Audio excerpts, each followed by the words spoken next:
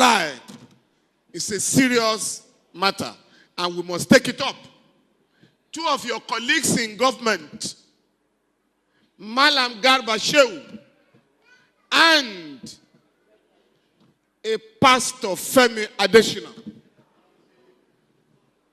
issued some statement in the last 24 hours insulting our collective intelligence. I do hope that by tomorrow, both of them will have to apologize to the Nigerian people. I say this because this afternoon, and you can quote me on this afternoon, the SS management sent a delegation to the Federal High Court in Abuja to apologize officially over the criminal invasion of the court on Friday. I did disclose yesterday that after the armed invasion of the court, the judge involved summoned the prosecutor and myself to our chambers, where she expressed her indignation over what was a sacrilegious attack on our court. Both the lawyer to the SSS and the lead SSS officer in the court Sowore, DSS, Femi Falana, and President Muhammadu Buhari. The madness called Nigeriana style of judicial rascality. Welcome to Njenje Media channel. This is a channel where we explore the truth behind the headlines that you can see nowhere else. This is an opinion piece written by Mazi Charles Obu. Charles Obu argues that he finds the Department of Security Services, State Security Services, and their continued display of primitive barbarism with regards to Omoyele Showore's case. He says that is criminally disgusting. He continues that we saw in the trending video over last Friday nothing but executive brigandage on the part of the DSS, and we collectively feel nothing but disdainful contempt for the commander-in-chief who is perpetrating this banditry on all innocent citizens right inside the court of law. But one would only wonder, and one would only feel more disdain for Barrister Femi Falana and the Nigerian Bar Association for playing very active role in nurturing and emboldening this monstrous tyranny. Those two, Falana and the NBA, are part of the arsonists of this inferno, which is currently consuming the whole country, and they must never be allowed to deceive anyone that they are firefighters, because clearly and obviously they are not. Let's face it, people. President Muhammadu Buhari didn't start destroying our judicial democratic system 2 days ago or over the weekend. He started it long time ago, and only a man who lies for a living would pretend not to know this. First, he started disobeying court orders with impunity, with the NBA doing next to nothing. From there on, he completed the evil job on October 2016 when he used the same DSS to abduct Supreme Court justices and Supreme Court judges of the lower court in the middle of the night under the guise of fighting corruption. Is the DSS an anti-graft agency, please? Njenje Media will ask.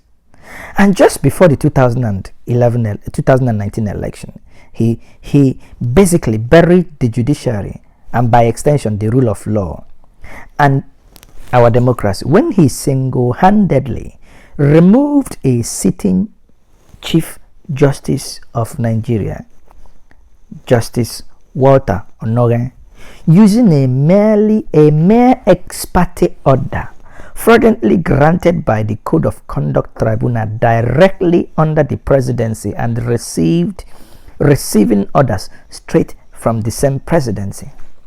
Judging from Buhari's past as a tyrant with a very horrible undemocratic record, Femi Falana and NBA ought to have seen the signs quite earlier. As a lawyer, as a body of lawyers, equipped with the mental capacity for critical thinking and discernment, they should have known that Buhari, who publicly and repeatedly absolved Sani Abacha of any corrupt charges and withdrew Ganduma Goje's 250 billion corruption case with the EFCC in order for him to step down for Lawal to stand as Senate President. The same man, the same Abba Kyari, and he reappointed Abba Kyari despite serious corruption allegations hanging over his neck. That same man was capable of recognizing corruption, not to talk of fighting it. And as such, he couldn't have violated all these known rules guarding separation of power in a democracy the way he did in the case of Onogan for any altruistic reasons. But shockingly, people like Falana now suddenly only supported Buhari on Onogan's case. If you remember, Falana was in every radio and TV station saying that Onogan was corrupt without much evidence, that money was found in account. But was all over the TV defending the head of the executive. We saw that happen. In fact, during the last NBA conference, the same Falana was busy countering Mike Ozokeme's attempt to rally the NBA in defense of the sanctity of the judiciary. He was there shouting that Onego was corrupt. As such, NBA could possibly rally round a man facing corruption charges. But he forgot that it wasn't really about Onogan as a person, but about making a bold statement that the judiciary is a separate arm of government whose head should be unilaterally removed by overbearing head of state, overbearing head of the executive, in a case where you have a clear and a distinct separation of powers. On the part of the NBA, what did the members do when Buhari, after disobeying countless court order pronouncements, came into their conference to tell them to their faces that he, Buhari, has the right to hide behind national security to violate any rule of law? Those lawyers clapped to the treasonous statement and smiled like some teenage boys who just had his first kiss from his childhood girlfriend. That was a very unique opportunity for Nigerian lawyers to diplomatically lecture the president by making him understand that you endanger national security more when you discard the rule of law. Buhari even cited a Supreme Court justice who stated in Asari Dokubo's case that individual rights can be suspended in the interest of the national security. But being an illiterate that he is, and an affidavit person that he is, after democracy and due process, the president obviously did not know he was countering his own argument, because the case he cited was a case of contempt jurisdiction. The apex court ruling, after carefully looking at the evidence presented by the prosecution that a citizen, that is in this case Asari Dokubo, can be denied some of his rights for the sake of national security, it wasn't the head of the executive or his lawless DSS unilaterally refusing to release a citizen as ordered by the court, but the cowardly NBA couldn't summon the courage to give Buhari the lecture he badly needed.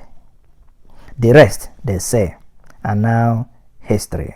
Here we are.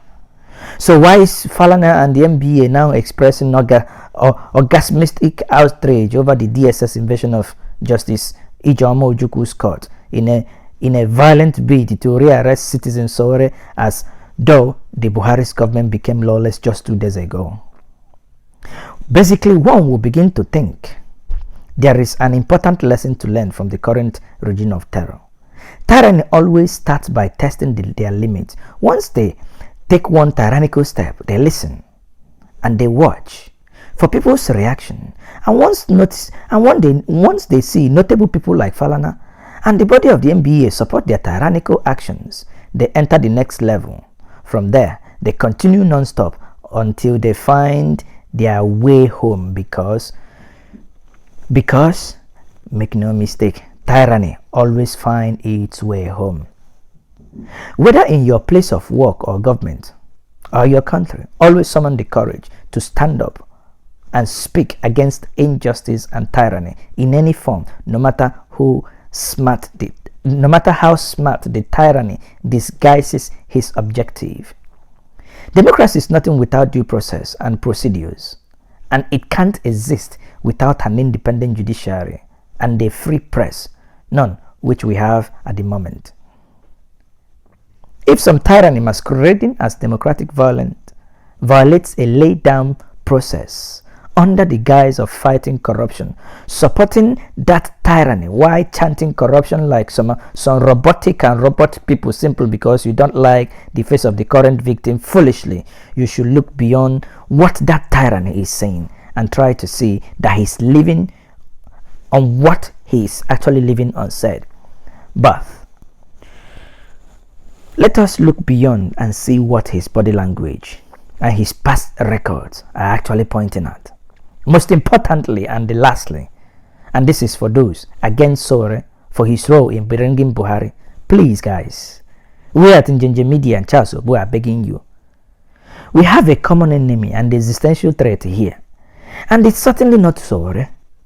If we don't put 2015 behind us, we might not make it through the remaining part of this very long night filled with terror.